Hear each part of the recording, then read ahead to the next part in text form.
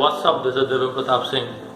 और गाइज इस वीडियो में आज मैं आपके साथ शेयर करने वाला हूँ जो जैसा कि मैंने आपको पहले वीडियो में प्रॉमिस किया था कि आपका ट्रेनिंग ख़त्म होने के बाद क्या क्या प्रोसेस होता है, आप कैसे एलोकेट होते हो, कैसे डीसी में जाते हो, ये सब कुछ हम कवर इस वाली वीडियो में करेंगे। ओके, तो चलिए स्टार्ट करते हैं। तो गाइज मैं इस वीडियो को बांटूंगा 3 पार्ट में।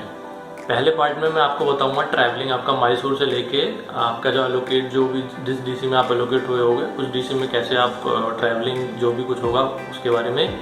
दूसरा मैं आपको बताऊंगा bench what is this bench, तो उसके बारे में पूरा डिटेल एक्सप्लेनेशन दूंगा कि बेंच क्या है, कैसे है, क्या क्या होता है, पूरा कुछ। और थर्ड पार्ट में, सबसे लास्ट पार्ट में मैं आपको बताऊंगा प्रोजेक्ट एलोकेशन कि आप प्रोजेक्ट में एलोकेट कैसे होते हैं और फिर प्रोजेक्ट में एलोकेट होने के बाद क्या क्या प्रोसेस होता है और क्या क्या सिनेरियो होता है फिर प्रोजेक्ट में। आप जब काम रियल किसी प्रोजेक्ट में करते हैं तो आप किस तरीके से पूरा काम करते हैं। तो इस पूरी वीडियो में मैं आपके साथ ये सब चीज़ें डिस्कस करने वाला हूँ। ओके, तो गाइस सबसे पहले मैं वीडियो स्टार्ट करने से पहले मैं आपको एक वीडियो दिखाना चाहूँगा जिसे आप देखिए और आपको मैं देखें और फील करो इस वीडियो को। एक्चुअली ये वीडियो तब उस टाइम की है जब मेरे फ्रेंड्स को उनकी प्रेफर्ड लोकेशन मिल गई थी।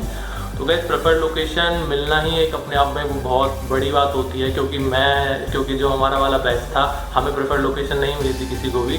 तो ये पहले आप ये वीडियो देख लीजिए पहले।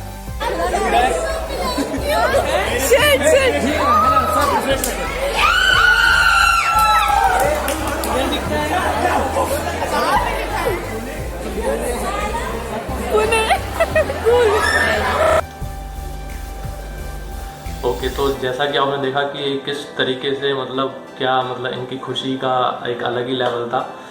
तो इन लोगों को सबको पुणे मिल गई थी, इनकी सबकी प्रेफर्ड लोकेशन पुणे थी, तो इनको पुणे ही मिल गई थी लोकेशन, तो इसलिए इतने खुश लग रहे हैं। ओके, तो जब आप मैसूर से जिस दिन आपकी जब ट्रेनिंग खत्म होगी तो आपको 10 या 15 दिन का बफर टाइम मिलेगा।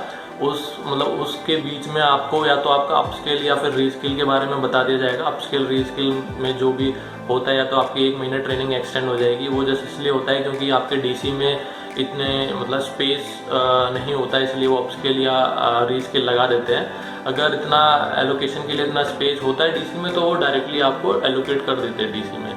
एलोकेशन एलोकेट होने वाली होगी उसके आई थिंक 1 घंटे पहले आपको स्वैप मेल आ जाएगा, मतलब स्वैप पोर्टल ओपन हो जाता है। और आई थिंक ये 12 घंटे के लिए स्वैप पोर्टल ओपन रहता है। आई थिंक 6 या 12 घंटे के लिए, मुझे टाइम एग्जैक्टली नहीं पता, तो 6 या 12 घंटे के लिए ही ये स्वैप पोर्टल ओपन होता है। तो इसमें मैं बताता हूँ इसमें होता क्या है। फॉर एग्जांपल आपको लोकेशन चेन्नई मिली बट आपकी लोकेशन प्रेफर्ड लोकेशन आपकी पुणे थी, आपको पुणे जाना है।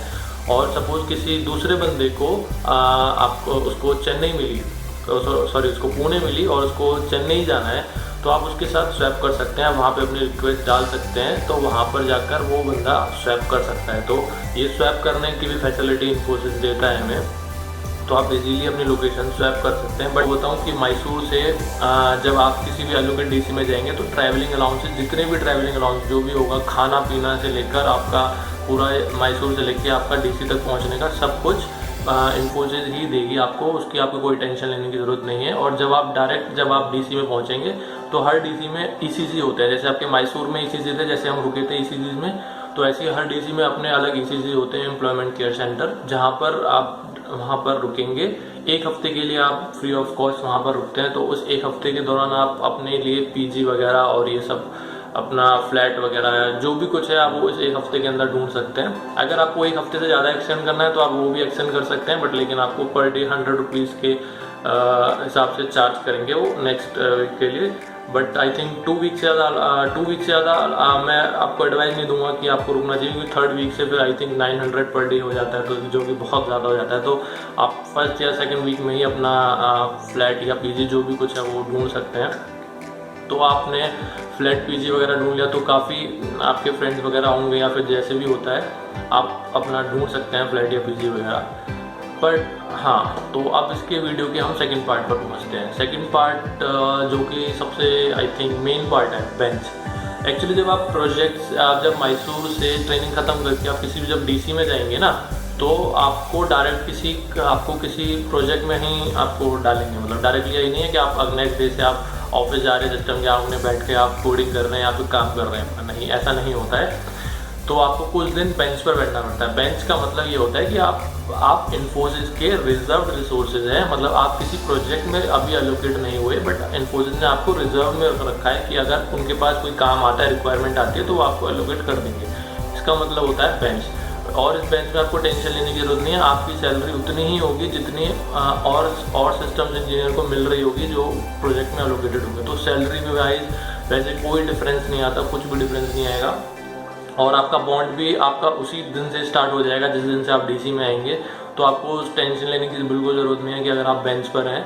और गाइस मैं आपको ये थोड़ा सा आपको मैं बताना चाहूँगा कि बेंच वाला जो टाइम होता है ना, वो थोड़ा या तो किसी किसी के लिए किसी किसी केस में होता है कि बहुत कम होता है, एक हफ्ते में प्रोजेक्ट में मैप हो गए। किसी किसी के लिए बहुत ज़्यादा होता है। जैसे फॉर एग्जांपल मेरे लिए 3 महीने में बेंच पर था, मतलब 3 महीने में किसी प्रोजेक्ट में एलोकेट नहीं हुआ था। तो वो अलग अलग डीसी की अपनी अलग अलग रिक्वायरमेंट्स होती हैं। फॉर एग्जांपल मेरा एक फ्रेंड है, वो अभी पुणे में है, वो अभी तक मेरे साथ ही अगस्त में निकला था और अभी तक किसी प्रोजेक्ट में मैप नहीं हुआ है। वो अभी तक बेंच पर है, आई थिंक 7-8 महीने हो गए हैं। तो ये डिपेंड करता है डीसी टू डीसी और रिक्वायरमेंट के हिसाब से। तो इन्फोसिस का अपना अलग क्राइटेरिया होता है, वो सब आई थिंक रैंडम बेस पे होता है किसको कौन सा प्रोजेक्ट एलोकेट करना है। तो ऐसा हो सकता है कि आप बहुत ज़्यादा टाइम तक बेंच पर हैं या फिर बहुत जल्दी एलोकेट हो गए, तो कुछ भी हो सकता है। It's all depend on luck. तो मैं आपको यही एडवाइस करूँगा कि अगर आप बेंच पर हो अभी या बेंच पर आप जाते हो, तो आप अपना ये टाइम वेस्ट मत करना। ये बहुत ज़्यादा गोल्डन टाइम होता है अपने आप को रीस्किल करने का, अपने आप को बहुत कुछ अपने आप को मतलब आप बहुत कुछ सीख सकते हैं इस टाइम में, क्योंकि आप फ्री होते हैं, बिल्कुल फ्री होते हैं। और इस टाइम में हम लोग तो फिर ज़्यादातर लोग ऐसे ही करते हैं, फूड कोर्ट में बैठते हैं या फिर इधर उधर बैठते हैं। तो आपको सजेस्ट करूँगा कि आप लाइब्रेरी जाएँ, क्योंकि library is the best place. वहाँ पर आप जाके टाइम यूटिलाइज करें, आप बुक्स पढ़िए, आप अपने ऊपर आप काम करें इस वाले पीरियड में, बेंच वाले पीरियड में। और दूसरा जो एडवांटेज होता है बेंच का, सबसे बड़ा एडवांटेज ये होता है कि आप अपनी लोकेशन भी चेंज कर सकते हैं। सपोज़ मेरे को चेन्नई मिली जो कि मेरी प्रेफर्ड लोकेशन नहीं थी, सपोज़ किसी को केरला मिली जिसकी प्रेफर्ड लोकेशन नहीं थी, तो बेंच का मतलब वो सेंट्रल बेंच पे है, यानी कि वो किसी भी डीसी में किसी भी प्रोजेक्ट में वो मैप हो सकता है। तो आपको इस पीरियड में क्या करना है वो मैं बताता हूँ आपको इस पीरियड में आपको इन्फोसिस डायरेक्टरी में जाना है। स्पर्श में जो होता है, आपको इन्फोसिस डायरेक्टरी में सर्च करना है प्रोजेक्ट मैनेजर, जिस भी लोकेशन में आपको चाहिए। सपोज आपको चंडीगढ़ लोकेशन चाहिए या पुणे लोकेशन चाहिए, तो वहाँ पर आप सर्च करिए प्रोजेक्ट मैनेजर्स या सीनियर प्रोजेक्ट मैनेजर्स, उनके नेम उनके कॉन्टेक्ट्स आ जाएंगे। तो आपको बस इतना करना होता है, आपको डेली आप बेंच पर तो हैं ही आप, तो डेली आपको पिंग करना होता है उनको कि अगर उनको बोलना होता है कि ऐसे ऐसे हम बेंच पर हैं और आपके अगर प्रोजेक्ट में रिक्वायरमेंट है तो आप हमें मैप कर सकते हैं अपने प्रोजेक्ट में। तो आपको ये थोड़ा प्रोसेस थोड़ा लंबा भी हो सकता है, छोटा भी हो सकता है। अगर आपका लक अच्छा रहा तो आपको स्टार्टिंग 1 या 2 दिन में ही आपको रिप्लाई आ जाएगा और आप मैप कर लिए जाओगे। वरना आप ट्राई करते हैं ना, अगर आपको आपने अपना एकदम आपने अपना डिसीजन ले लिया है कि नहीं मेरे को यहाँ इस लोकेशन में नहीं रहना, दूसरी लोकेशन में जाना है, तो आप ये काम कर सकते हैं। और इतना मैं बता दूं कि अगर आप एक बार प्रोजेक्ट में मैप हो गए, ठीक है, अगर आप इस लोकेशन में अपने प्रोजेक्ट में मैप हो गए तो आपको फिर लोकेशन चेंज करने में बहुत प्रॉब्लम हो सकती है। तो मैं यही कहूँगा कि जैसे ही आपको पता है कि मेरे को ये लोकेशन नहीं चाहिए थी बट मुझे मिल गई है, बट आप सेंट्रल बेंच पे हो तो आप इसका बहुत ज़्यादा बेनिफिट उठा सकते हो, क्योंकि सेंट्रल बेंच पे बहुत इजी होता है लोकेशन चेंज करना। मेरे बहुत फ्रेंड ने मीन्स आई थिंक 70-80% जितने भी मेरे फ्रेंड्स जो चेन्नई आए थे वो सब पुणे चले गए हैं, सब अपनी प्रेफर्ड लोकेशन पे चले गए हैं सेंट्रल बेंच के ही टाइम पर। तो आपको थोड़ा सा यहाँ पर थोड़ा सा आपको अपना दिमाग लगाना पड़ेगा और थोड़ा सा एफर्ट मारना पड़ेगा यहाँ पर। ओके, तो इस तरीके से आप अपनी लोकेशन चेंज कर सकते हैं। प्रोजेक्ट में मैप होने के बाद थोड़ा प्रॉब्लम ये होती है क्योंकि आप प्रोजेक्ट में मैप हो जाते हैं तो बहुत सारी फॉर्मेलिटीज़ वगैरह करनी होती है, जिसके लिए एचआर वगैरह बहुत आई थिंक बहुत मतलब एक टाइप से एकदम इम्पॉसिबल टाइप ही होता है। अगर प्रोजेक्ट में मैप हो गए तो आप उसके बाद लोकेशन पे जाना। ओके, जब आप बेंच पर होते हैं तो आपको इन्फोसिस वाले कि आपका टाइम वेस्ट ना हो या फिर आप मतलब टाइम वेस्ट ना करें, तो आपको वो एक्सेलरेट टास्क देते हैं। मतलब एक्सेलरेट टास्क का मीन्स ये होता है कि छोटे छोटे आपको कोई भी टास्क दे दिए जाएंगे, मतलब आपको 1 हफ्ते के अंदर या फिर आपको 1 दिन के अंदर वो टास्क खत्म करने होंगे। मतलब आपको मेल आएगा आपके जिस भी अपने स्ट्रीम में ट्रेनिंग आपने ली है उसी से रिलेटेड आपको कोई टास्क दे देंगे वो आपको, तो आपको वो टास्क कंप्लीट करने होंगे। ये ऐसा एक्चुअली होता है, ये मैंडेटरी नहीं होता टास्क कंप्लीट करना या फिर एक्सेलरेट टास्क कंप्लीट करना, बट ये होता है कि आप आप अपने आप को स्किल अप कर सकते हैं इन टास्क को करते हुए। तो आप देख सकते हैं कि अगर आप कुछ और नहीं कर रहे, आपके पास कुछ काम नहीं है बेंच के टाइम पे, जो कि ऑब्वियसली नहीं होगा, तो आप ये एक्सेलरेट टास्क भी आप कर सकते हैं, कोई प्रॉब्लम नहीं है। ओके, सो ये मैंने आपको पूरा बेंच का क्राइटेरिया बता दिया, बेंच के बारे में सब कुछ बता दिया, कैसे कैसे बेंच पे होता है। ओके, तो जब आप बेंच पर होंगे तभी आपको या तो प्रोजेक्ट से कॉल आएगी, या फिर आपको प्रोजेक्ट से आपका मैनेजर या फिर आपका टीम लीड कोई भी आपको कॉल कर सकता है इंटरव्यू के लिए। तो किसी प्रोजेक्ट में आपको मैप होने के लिए आपको इंटरव्यू मैंडेटरी होता है, आपको इंटरव्यू देना ही पड़ेगा। जैसे कि मेरा एक फ्रेंड था जिसके लिए 4-5 बंदे शॉर्टलिस्ट हुए थे, तो उन प्रोजेक्ट में पहले मैप करने से पहले उन्होंने इंटरव्यू लिया था, जिसमें से सिर्फ एक बंदा सेलेक्ट हुआ था। तो उस एक लड़की को ही सेलेक्ट किया उस प्रोजेक्ट में। बाकी किसी प्रोजेक्ट में होता है आपको डायरेक्ट मैप कर लेंगे, आपको कोई इंटरव्यू वगैरह देने की ज़रूरत नहीं है, तो वो भी एक केस होता है। तो आपको इंटरव्यू ऐसा है कि आपकी जिस भी स्ट्रीम में आपकी ट्रेनिंग हुई होती है, आपको उसी से रिलेटेड आपको क्वेश्चन पूछेंगे इंटरव्यू में, उससे ज़्यादा कुछ नहीं पूछते। और किसी इंटरव्यू तो बहुत बेसिक्स क्वेश्चन पूछते हैं कि आप कहाँ रहते हैं, आपकी क्या कहते हैं हॉबीज़ क्या हैं, एक्सेट्रा एक्सेट्रा। तो ये सब तो मतलब इंटरव्यू कहीं फॉर्मेलिटी होता है, कहीं एकदम पूरा वो टेक्निकल पूछ लेते हैं। ओके, मैं बताना चाहूँगा रिजेक्शन, आप प्रोजेक्ट रिजेक्ट भी कर सकते हैं। ऐसा कुछ नहीं है कि आपको प्रोजेक्ट में ले लें तो आप उसके बाद फिर हेल्पलेस हो जाते हैं, नहीं।